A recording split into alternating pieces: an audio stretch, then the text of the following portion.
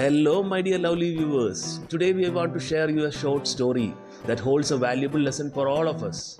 At some point in our lives, we all experienced anger and insult from various sources, whether it is from a friend, relative, or even from others. Once a snake was crawling through a car shed. It accidentally brushed against a knife. In the pain and blinded by anger, the snake mistook the knife as a threat and snapped at it very severely, injuring itself in the process. Determined to seek the revenge, the snake began to wrap itself around the knife, squeezing it with all its strength.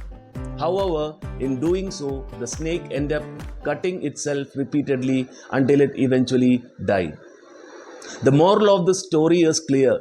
When we react with anger towards those who wrong us, we often end up hurting ourselves more than anyone else.